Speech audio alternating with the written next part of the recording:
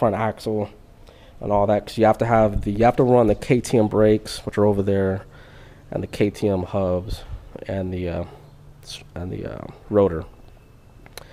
So once that's all done, I'll do a nice detailed video on kind of what you'll have to do that mod if you're interested in it. Also, here is the swing arm for the 350X. This is actually extended 4 inches.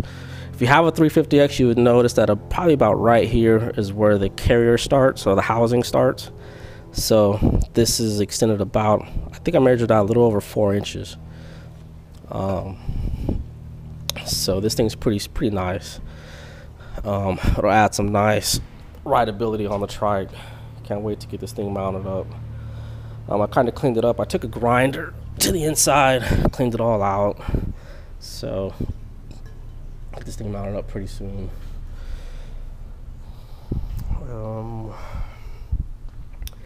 New seat cover, plastics. I'm adding Pro Taper fatty bars to the 350X. What else? Oh, this is my daily rider. This is my 1987 Honda 250R.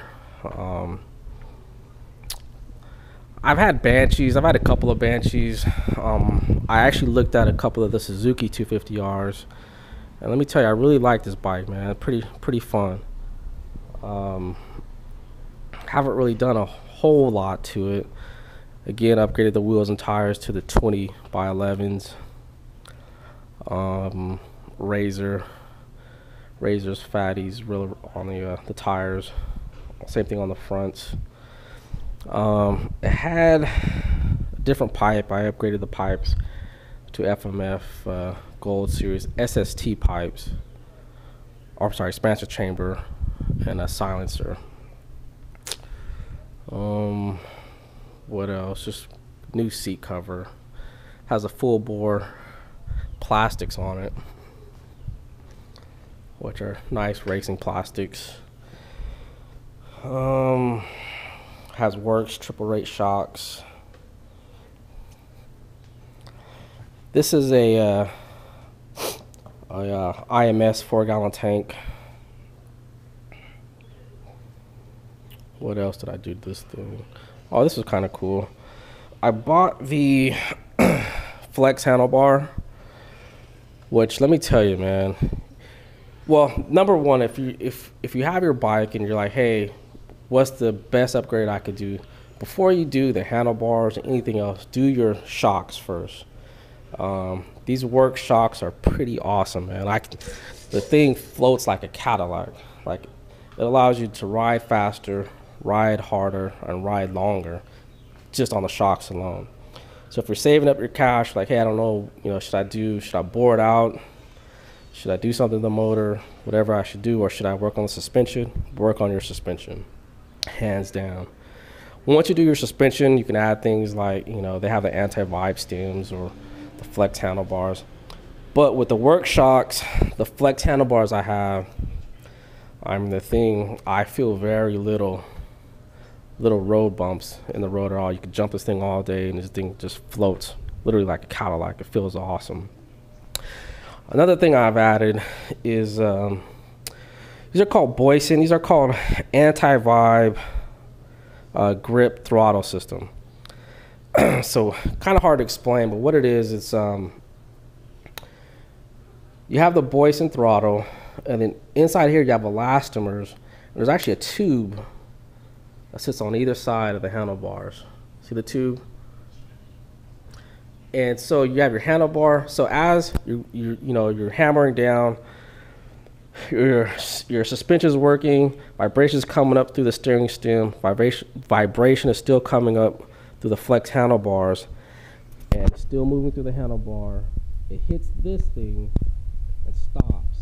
The vibration is supposed to stop because your grip isn't even sitting on your handlebars at all. It's sitting on a tube that floats over your handlebar, and inside here there's elastomers which help absorb or stop the vibration.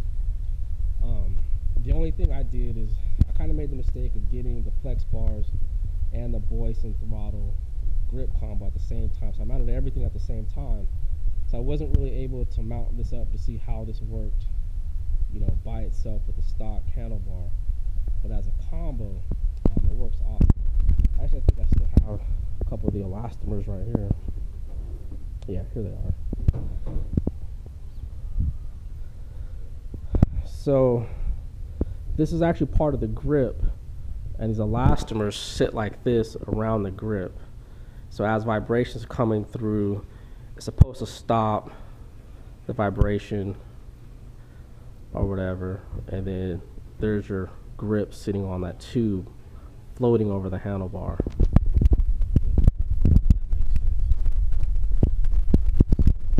These are kind of expensive mod, but well worth the type of riding that I do. They actually rotate a little bit,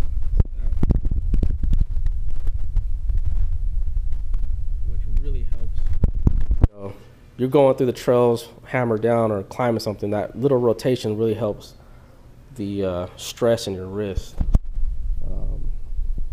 To me, it does.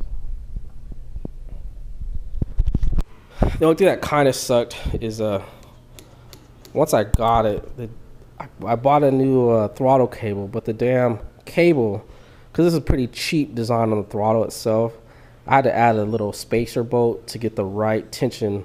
So when I hammered it down, making sure that the throttle was sitting correctly where it should be inside the car. So it took a little bit to get it dialed in.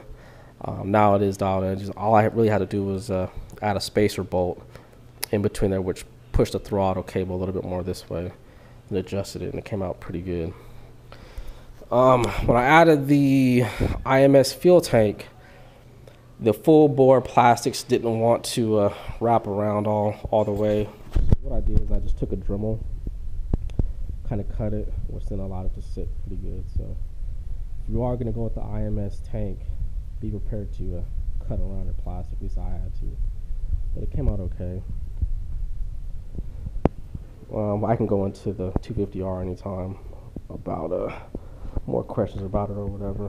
But the thing runs solid, man. She gets up and she runs pretty good. As far as, again, I've had Banshees. As far as that's concerned, it's obviously doesn't hit as hard as the Banshee, but if you talk about the weight to power ratio, I'll take the 250R any day over the Banshee, especially once you get the suspension dialed in, especially once you talk about the multiple repair work required on the Banshee, because you have 2 cylinders, 2 exhausts, 2 of everything. So double the money, double the everything. So if you're looking at, you know, the Banshee, the 250R, or the Suzuki, I'd probably go with the 250R or the Suzuki, unless you're prepared to spend a lot of weekends tuning and always working on your Banshee. So kind of like it. So I'll post some videos once I get the Tri-Z up and running. I can't wait to fire this thing up. I bought this for a killer price down in San Diego. I mean, the killer price. So